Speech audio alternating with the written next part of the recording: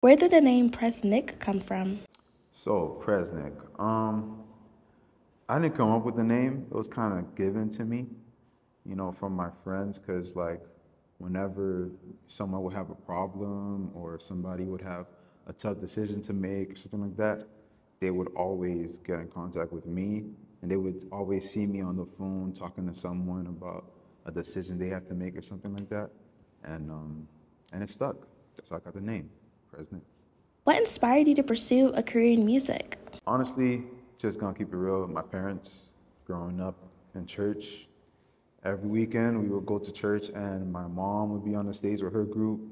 My dad would be on the stage with his group. And one of those days after church, me and my brothers, we went home and was like, yo, we could do this. No, you do this voice, you do that voice. And we were sitting there and we figured it out.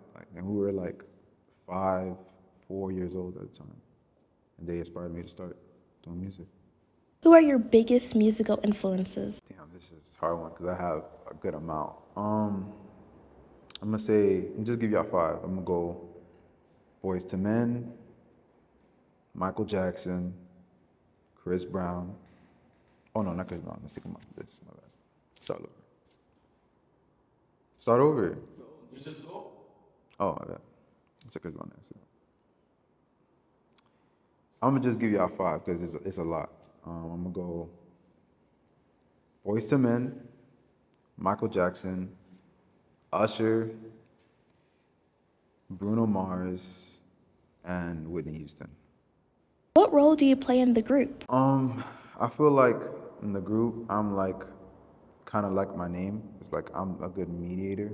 So it's like if whatever ideas we might have, or if we're at a crossroads with making a decision, like I always try to find a way to make both parties happy, or to find a way for us to do what we got to do while also tackling what both people had in mind.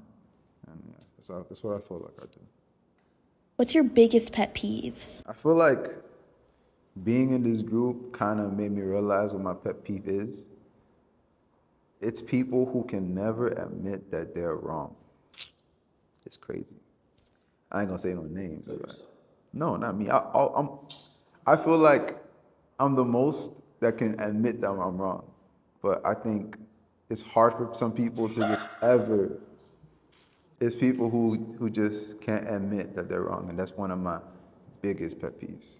What's your favorite thing to do on your free time? Read books, and recently I've been, playing my game a lot on my Xbox, going for a run.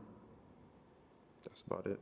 What do you look for in a woman? Number one, I feel like I want to be with someone who either has a relationship with God or is searching for a relationship with God.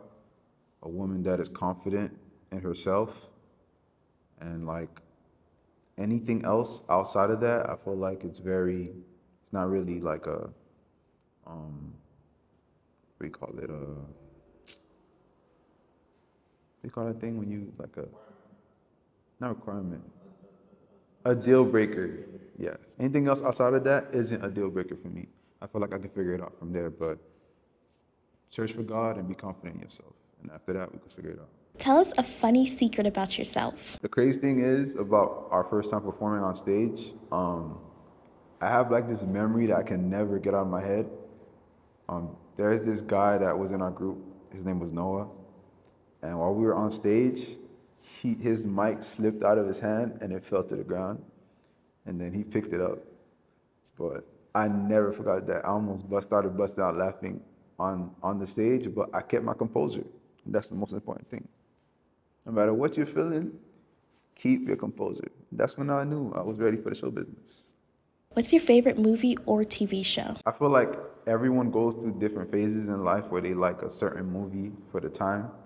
But most recently, I feel like Breaking Bad is one of my favorite TV shows of all time. And I started getting into anime recently. So I'll go on Hunter x Hunter, Breaking Bad and Hunter x Hunter.